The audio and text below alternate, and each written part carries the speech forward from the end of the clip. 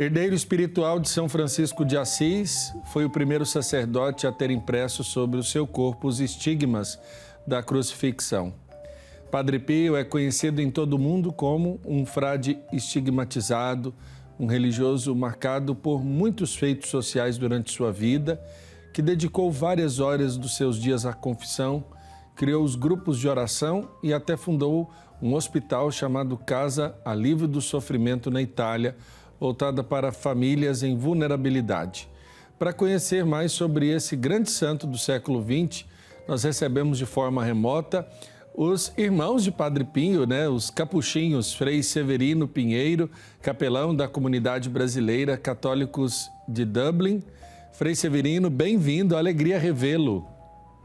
Igualmente, Padre Wellington, uma graça reencontrá-lo, mesmo que por esse programa, E também o Frei Pedro, meu confrade. Isso, e também, como o senhor bem disse, estamos conectados com o Frei Pedro Augusto Lima Santos de Sá, pós-novício, que está no 2º ano de filosofia.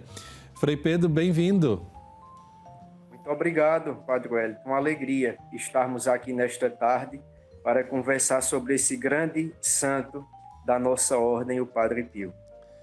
Padre Severino, quando eu estive em Dublin, a Igreja de Santa Maria dos Anjos é conhecida como a Igreja Nacional de Padre Pio para os irlandeses.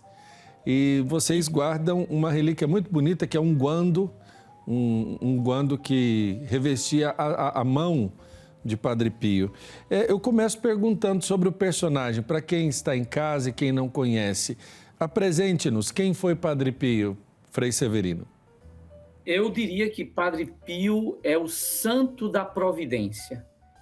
Padre Pio é, sem sombra de dúvida, aquele santo que Deus deu a esse tempo como um remédio para muitas enfermidades do mundo e eu diria até da igreja.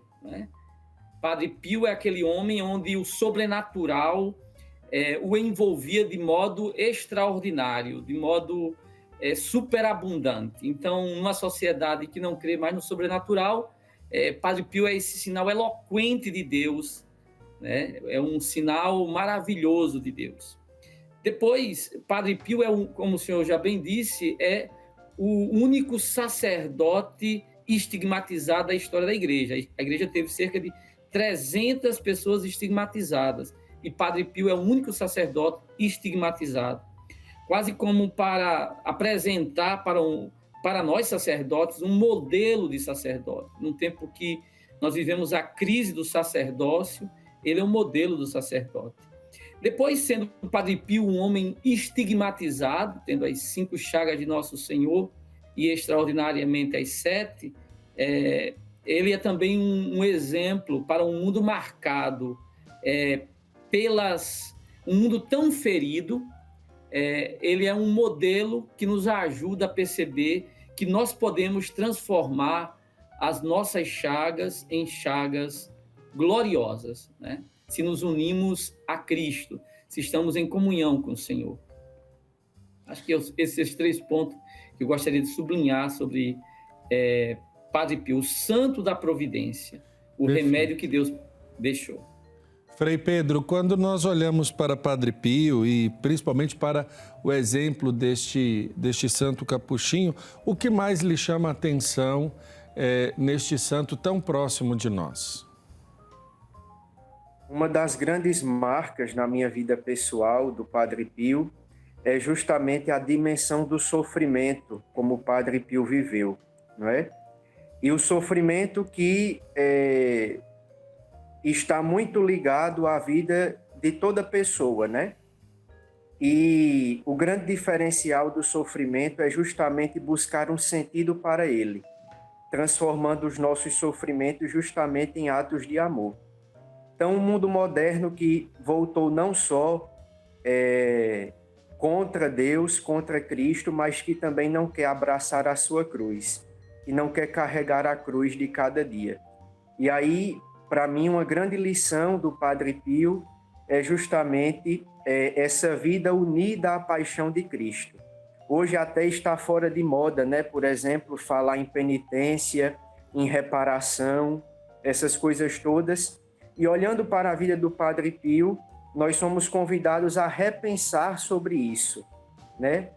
O que São Paulo tanto falava: eu completo na minha carne aquilo que falta na paixão do Senhor. Não que a paixão do Senhor falte alguma coisa, ela foi completa em si. Mas nós, como cristãos batizados, membros do corpo místico de Cristo, nós somos convidados justamente a cooperar nesse projeto de redenção e de salvação do Cristo, sendo também, através dos nossos sofrimentos, um canal de salvação para os nossos irmãos. E olhando para a vida do Padre Pio, a gente vê isso com um grande esplendor. Desde a sua infância, não é, sofria grandes tentações do demônio, e os 50 anos que passou com as chagas, antes de recebê-las de forma visível, ainda as teve de forma invisível, a transverberação, as perseguições que foram tantas na vida do Padre Pio, e é impressionante, é um grande testemunho para mim, não é?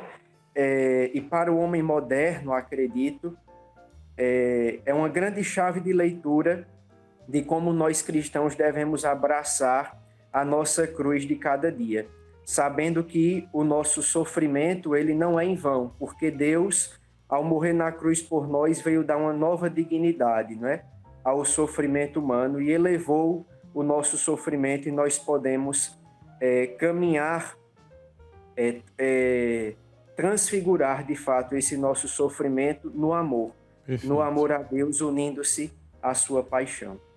Frei Severino, como o senhor observa que Padre Pio conseguiu conjugar a realização da sua vida no seguimento a Cristo e o sofrimento, não somente ele físico, mas também o sofrimento espiritual pelo qual ele passou durante os momentos de perseguição que ele sofreu por conta do seu ministério e da incompreensão desse mesmo ministério, Frei?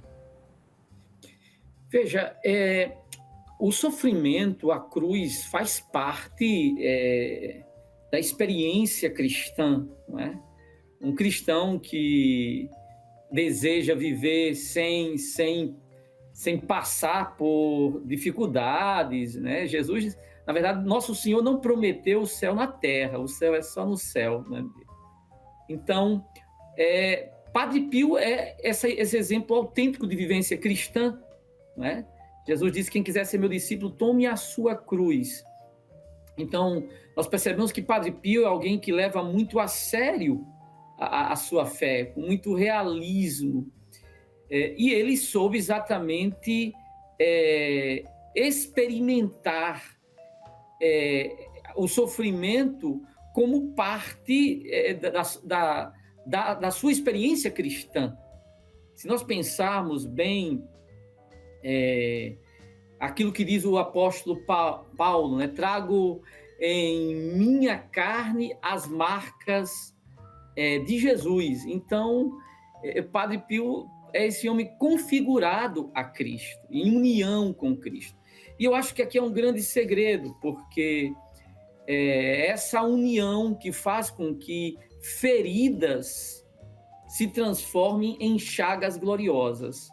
Eu sempre digo que, e essa para mim é a grande lição que Padre Pio me traz. Eu fiz uma peregrinação com a luva do Padre Pio em algumas cidades do Nordeste, na minha província religiosa, e essa foi a grande lição que eu tirei, né? Há muitas pessoas feridas, há muitas pessoas chagadas. Uma chaga pode se transformar em uma úlcera, num câncer espiritual. Certo. E isso pode nos destruir. Mas uma chaga, uma ferida pode se transformar também numa chaga gloriosa, se nós nos unimos a Cristo. Então, o segredo de Padre Pio é essa união com Cristo, essa profunda união com Cristo, essa profunda comunhão.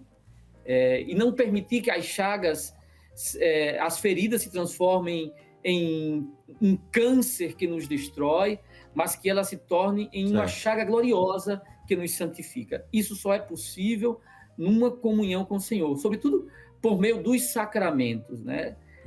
Padre Pio é um homem do altar, o homem da Eucaristia. Então, acho que, não sei, essa é a minha percepção. Perfeito. Frei Pedro Augusto, Padre Pio deixa tanto para a família franciscana como para a igreja vários legados. Qual que o senhor destacaria nesse momento? E aqui eu faço a lembrança da Casa do Alívio e Sofrimento, da presença em San Giovanni Rotondo, o reavivar da vida espiritual das pessoas através da assiduidade sacramental e também os grupos de oração que são fundados por ele através aí desse acompanhamento como um pai para com os seus filhos. Qual o maior legado que o senhor entende que Padre Pio deixa à igreja? São Tiago fala na sua carta que jamais pode haver divórcio entre fé e obra, não é? E isso nós vemos no legado de Padre Pio. No campo da fé, foi de fato um sacerdote que não mediu esforços para viver da Eucaristia e gastar hora no confessionário. Então, um grande legado do Padre Pio, como homem de fé, um homem do sacrifício, né? E o homem da penitência, atendendo todos os penitentes que chegavam para as confissões. E junto ao campo da fé, nós temos também a grande marca dos grupos de oração, que é um legado muito forte que o Padre Pio deixa, e os seus filhos espirituais, né? A importância da direção espiritual. É um legado importantíssimo e bonito, como Padre Pio se preocupava com tanto zelo pela salvação de cada filho espiritual seu, né? Ao ponto de exclamar naquela famosa frase que disse que só iria entrar no céu depois que o seu último filho espiritual chegasse lá, né?